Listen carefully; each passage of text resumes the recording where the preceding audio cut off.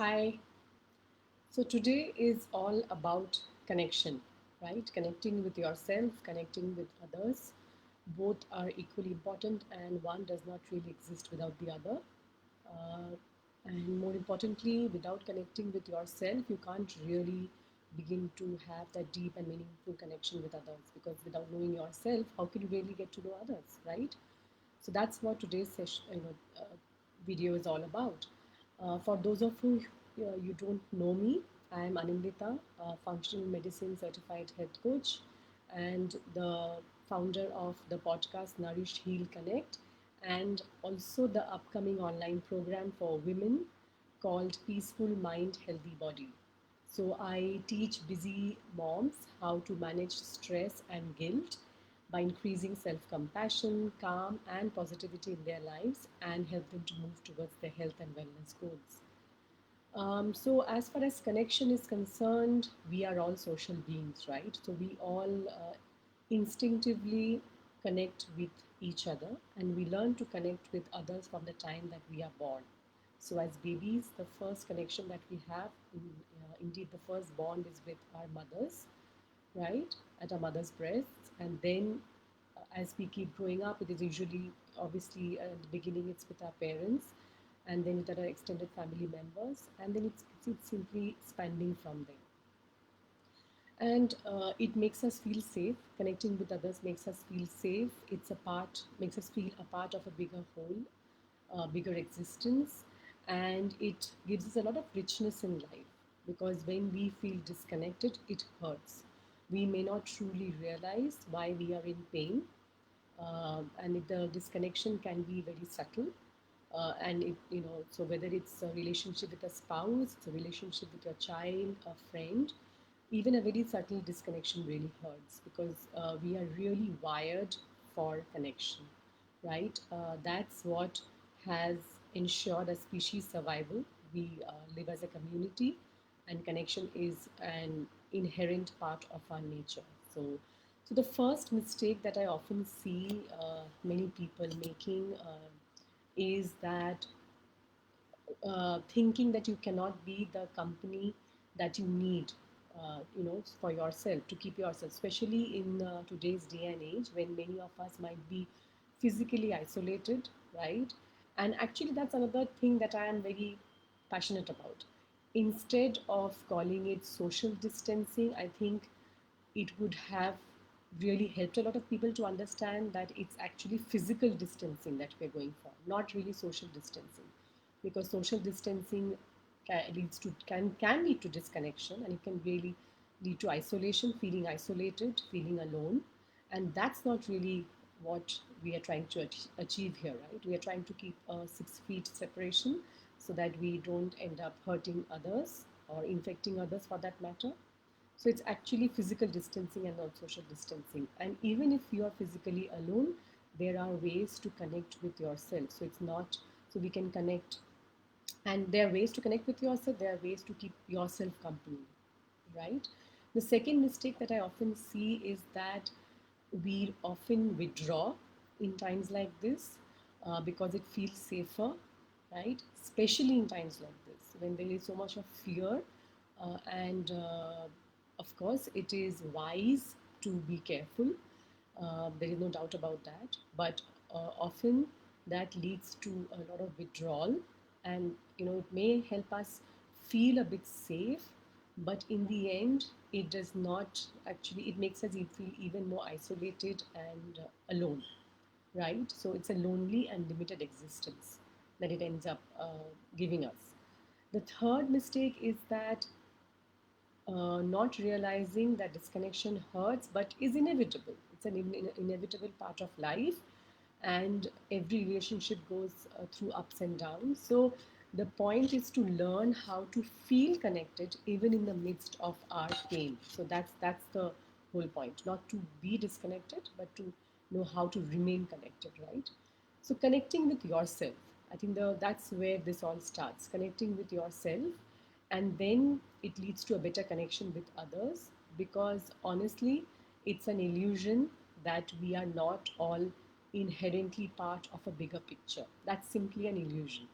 And the feelings that safety, compassion, and love, if you can build within yourself, it can help you to connect with others at a deeper level.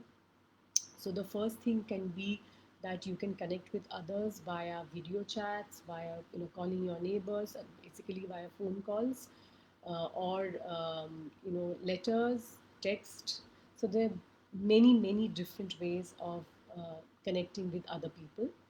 Connecting with yourself can be in the form of journaling, right? It can be in the form of meditation, mindfulness, guided visualization practices, self reflection, simply taking breaks during your busy day. So there are many different ways of connecting with yourself. There's no one right way. Find something that works for you. The second point is that real deep connection takes time and effort. So if you want to really have deep, meaningful connections with other people, you need to put in the time and you need to pay attention to the other person. That means that we may need to leave aside to be on the phone at all times, to be on social media. I am guilty of this because most of my work is online now, and it's very easy for me to be in the virtual world even when my children are trying to reach out to me. And I do this. I mean, I'm aware of this and I do this. So I have put in place a few boundaries, right? And it's a work in progress, of course, but I have put in place a few boundaries. I'm using technology to help me with this. But again, but always keeping in mind that the virtual world and the virtual connections that we make are never a substitute for our real and deep connections and friends and family. There's nothing wrong with having social media or connecting with people online as long as we know what it's all about, right?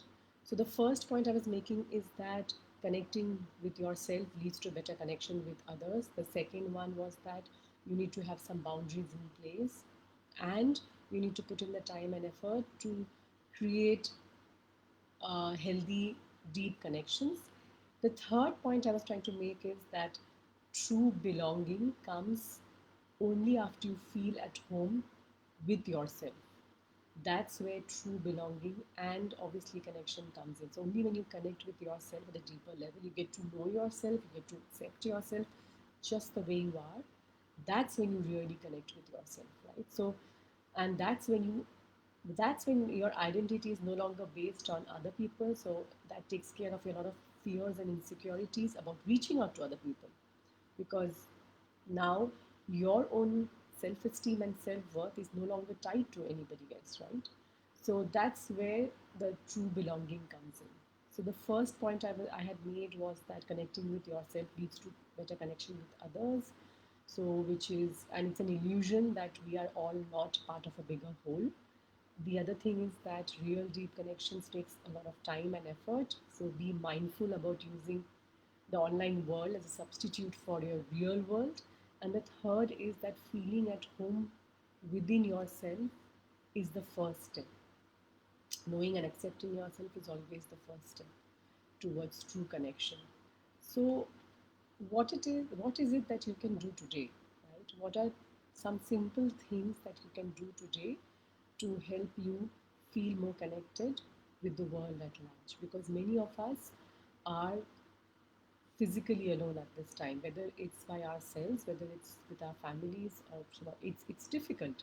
I mean, I have similar feelings about this because I am not able to meet my brother who stays in the same city. Um, there is no chance of traveling anywhere soon to meet our extended family, and it hurts, right? So we, of course, do or keep connections with the help of technology, and that's amazing.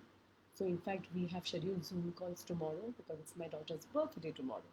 So that's what we have done. So, and we, so that's how we maintain the connection, right? So, three things that you can do today, simple things to deepen connection with others is one, being kind to a stranger. Now I know that many of you may not be stepping out at all, so it can be being kind to a family member. right? Whether it's opening the door for them, whether it's doing something nice for them, whether it's simply smiling at them and making their day a little bit better. Right? Everybody is struggling with their own demons right now. So being kind to a stranger helps us to connect with the other person. There's a shared humanity. The second one is that listen with your senses. um, when someone is talking to you, rather than looking, look up from your phone. I i am again, I struggle with this at times, especially when my son is trying to get my attention and I am busy in the middle of work, and I tell him that give me 5 minutes, because I'm going to keep the phone aside at that time and then I will listen to you, right?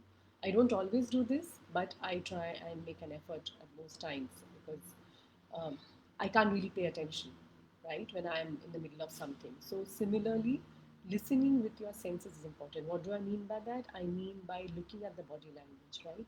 Listening to things which are actually not said. Because half the time we are formulating our own responses, even without hearing the other person out. So, that's what I mean. So, looking into their eyes. So, that's the second part, a way that you can connect with others. And third one is that you can connect at breakfast or a dinner using a meal or lunch for that matter.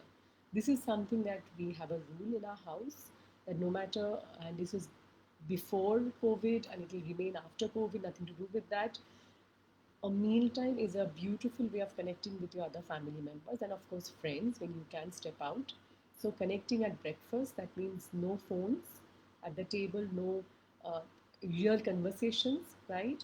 At the table, whether it's breakfast, lunch, or dinner, doesn't really matter, where you catch up with each other, where you converse with each other, and there is no distraction. So that these are the three ways that you can actually deepen your connection. The first way was being kind to a stranger or a family member or someone that you know in whatever way that is easy for you. The second is listening with your senses when someone is talking to you, really paying attention, looking into their eyes, seeing their body language, and maybe even listening to what they're not really saying, maybe their emotions, their feelings. And third, last but not the least, is connecting with your family at breakfast, lunch, or dinner. A mealtime is a good time to sit together and just talk, right? So that's what I wanted to leave you with today. I will be sharing more on this topic, and I will be taking you through a guided meditation called Web of Life in my upcoming blog post and podcast episode next week. So if you haven't signed up for this yet, please do so. I have shared the link below. So you can sign up at ananditarunta.com/podcast. I would love to hear from you. Um, Please drop in a comment below. Share with your friends and family if you think this is useful, and if anybody is struggling with social isolation and loneliness, it might help them too. And drop me a comment, post a comment here, give me a thumbs up so I know that you are there. And I'll see you again next week.